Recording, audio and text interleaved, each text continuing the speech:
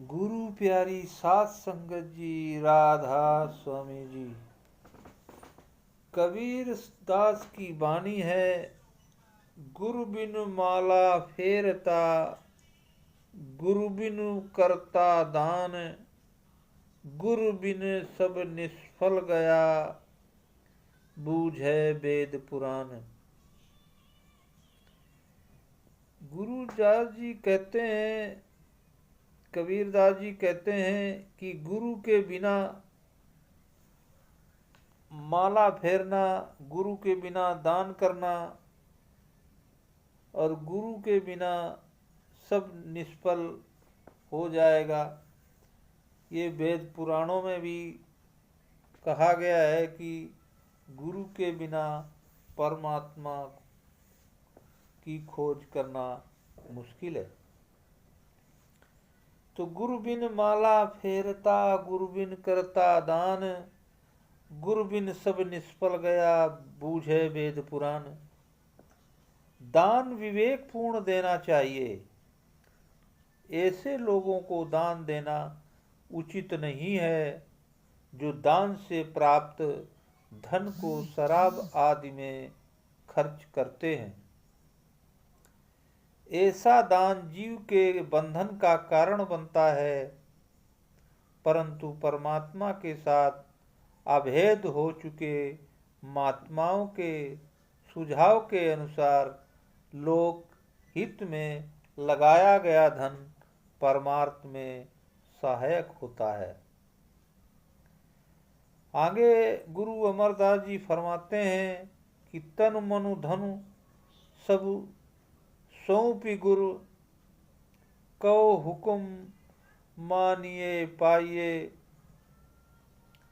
फिर आगे अमरदास जी कहते हैं कि तन मन धन सब गुरु को सौंप दीजिए। गुरुमत पूर्ण ज्ञानी सतगुरु के बताए मार्ग और आदेश पर चलने का नाम है। यह सिद्धांत पूर्ण गुरु के शिष्य की संपूर्ण रहनी पर लागू होता है और दान पुण्य आदि का विषय भी इसमें शामिल है।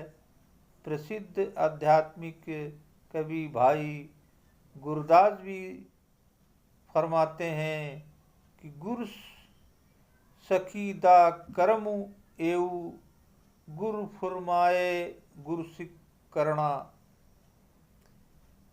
पंडित पुरोहित महंत भाई मुल्ला पादरी तथा मंदिरों मस्जिदों गुरुद्वारों सत्संग घरों आदि के प्रबंधक भी इस भ्रम का शिकार हो जाते हैं कि दान का धन ऐशो आराम और विलास का बहुत आसान साधन है।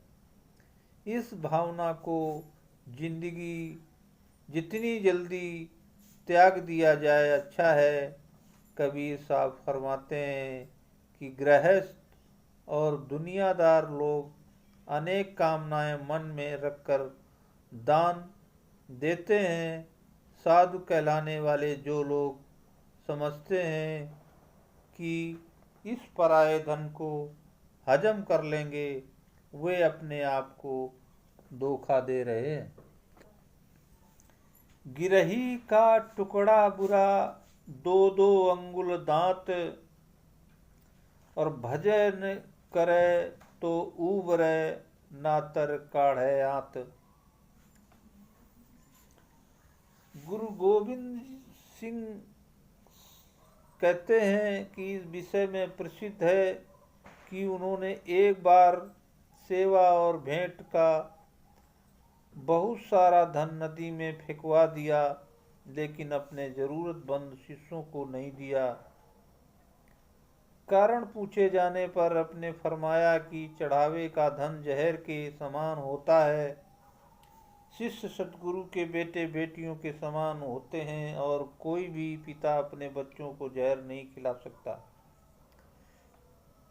गुरु अमरदास जी फरमाते हैं कि योगी लोग घर घर में भिक्षा मांगते फिरते हैं, वे या भूल जाते हैं कि इस तरह प्राप्त किए हुए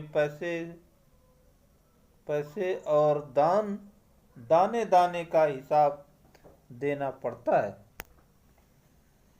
पहले तो दुनिया का कथित त्याग कर देना और फिर उसी दुनिया के आगे हाथ फैलाना न बुद्धिमत्ता की निशानी है, न योग की। गुरु साहब कहते हैं कि घर घर मांगने का नाम योग या फकीरी नहीं है। जो लोग पराये धन और दान पर निर्भर रहते हैं, वे मनुष्य चोले और साधु के भेष दोनों का दाग लगाते हैं, दोनों पर दाग लगाते हैं। संसारिक आशा तृष्णा के ऊपर उठकर केवल नाम की याचना करने वाले ही सच्चे साधु और फकीर होते हैं, और वे ही अपने मनुष्य जन्म को सफल करते हैं। जोगी होवा जग भवा, घरे घरे भीखई ले, दरगा लेखा मांगिए किसु किसु उतरई देय। दरवेशी की चाड़सी बिरला को दरवेश, जे घर घरे हाड़े मांगता दिदु जीवड़ जिकवेशु। जे आशा अंदेशा तजी रहे, गुरुमुख विखिया नाऊ। तिज के चरण पखालिए, नानक अर बलिहारी जाऊं। दादू साहब फरमाते हैं कि परमात्मा के सच्चे भक्त न तीर्थ स्थानों और वनों में जाकर रहते हैं, न व्रत आदि 12 मुखी क्रियाओं में उलझते हैं, और न कभी भीख मांगते हैं। वे संसार से कोई भी आशा नहीं रखते। तीरथ बरत न बनखंड वासा, मांग न खाई नहीं जग आशा। पलटू साहब बड़े जोरदार शब्दों में समझाने की कोशिश की है। कहते हैं कि जिन ब्राह्मणों और पंडों ने वेदों और पुराणों की टीका करके लोगों को समझाने के बहाने अपनी दुकान चला रखी है, वे बाहर से तो बड़े धर्मात्मा दिखाई देते हैं, पर वास्तव में उनका मन माया के हाथों में बिका हुआ है।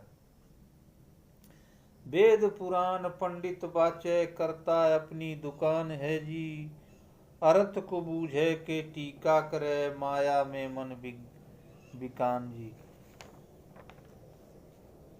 संतों के जीवन का चरित्र करते हुए पलटू साहब उनकी ऊंची रहनी की ओर संकेत करते हुए फरमाते हैं कि संतों का जीवन सब्र और संतोष से परिपूर्ण होता है।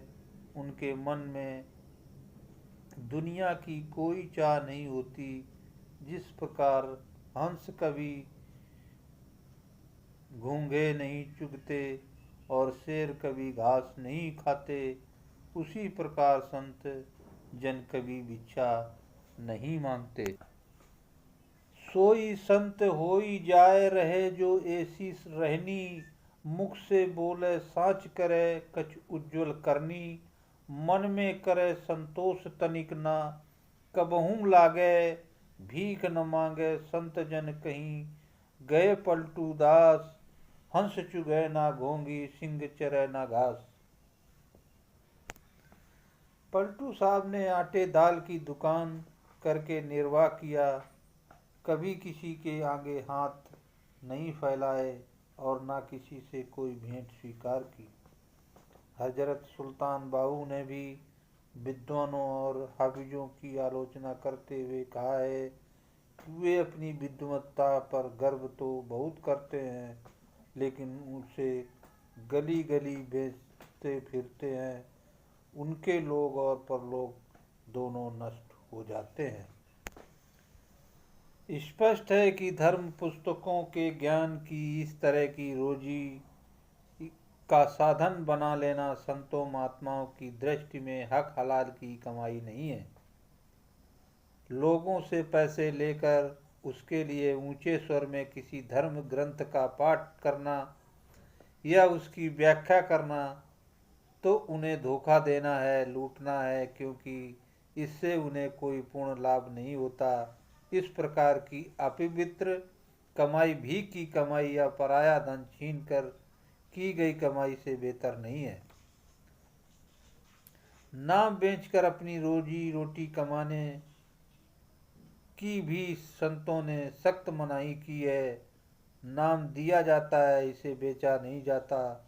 हुजूर महाराज चरण सिंह जी सत्संग में अक्सर फरमाया करते थे कि नाम की दौलत संतों को मुक्त मिलती है और वे उसे मुक्त भी देते हैं। गुरु नानक देव जी फरमाते हैं कि जो नाम को बेचते हैं उसके उनके जीवन को धिक्कार है, उसकी परमार्थ की खेती उजड़ जाती है और वो अंत समय में साथ ले जाने के लिए उनके पास कुछ भी नहीं रह जाता।